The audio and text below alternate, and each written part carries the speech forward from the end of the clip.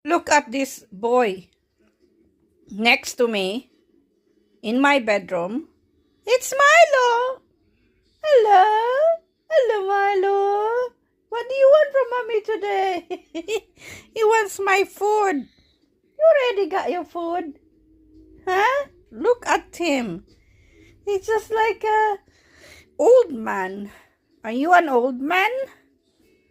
Look at him. How cool is it? Oh, Milo. He just wants my food. He wants to try my food.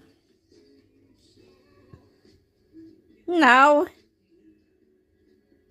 he thinks he owns the house. Look at him. Look at this boy. Look at this cutie pie. Hello, cutie pie. What is cutie pie doing? You wanna be with mommy? Oh, where's Millikan?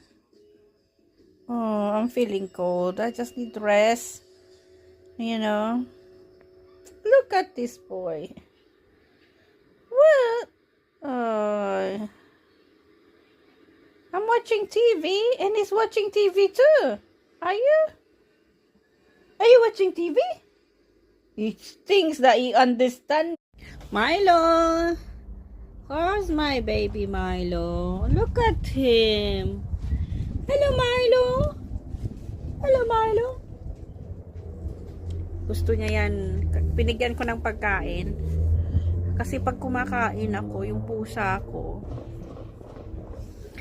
nasa ano yan, nasa ibabaw din ng table. Malinis ang mga yan.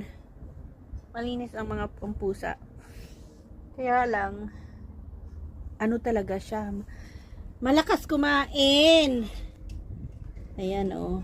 Ayan, mainit kasi doon sa ano, kaya sabi ko magpaano muna ako dito. Kasi pag mainit na mainit, parang masunog na yung aking mukha din. Minsan lang naman. Pero maganda kasi ngayon Friday, tapos tomorrow is weekend. Wala kang gagawin kundi magpahinga at kumain. Yun ang buhay. Kumain, matulog, magpahinga. Yan. Hindi ako nag-music kasi yung anak ko, sabihin maingay. Ayaw na masyadong maingay. Gustong magpa-music sa labas minsan kasi kasi naglalaro siya ng games niya eh. Pag nagpalakas ako ng music, papatayin niya yan. So mag-live na lang kaya ako sa YouTube.